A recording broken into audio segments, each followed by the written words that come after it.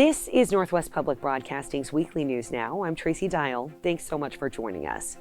A deadly disease in deer is found for the first time in Washington. The deer was found dead in Spokane County. Chronic wasting disease has been creeping westward for years, and state wildlife leaders have been worried about its arrival. It's also been found in Idaho, but not Oregon. There is no cure for chronic wasting disease. It can spread to deer, elk, and moose, all of which are in the deer family, known as cervids. There's no evidence that the disease can spread to people, but the U.S. Centers for Disease Control and Prevention does recommend people do not eat meat from an infected animal. Find out how the State Department of Fish and Wildlife will be tracking this outbreak. That's on NWPB.org. Well, it's been hot all over the region. In Wenatchee, Community for the Advancement of Family Education, or CAFE, organized a drive-through event recently for farm workers to pick up things like face masks, and informational pamphlets about safety in the extreme weather.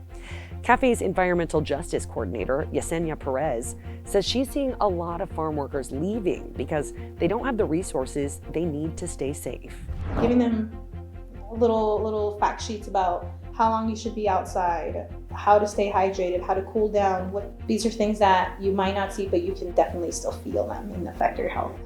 The American Lung Association reports agricultural workers are 35 times more likely to die from heat-related stress than workers in other industries, and that about 3/4 of those workers identify as Hispanic or Latino.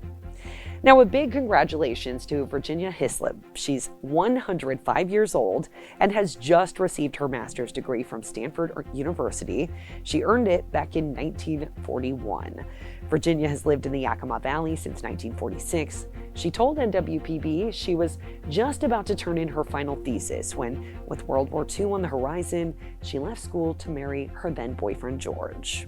My son-in-law decided to poke into it because I had said I'd done this work and did not have a degree to show for it.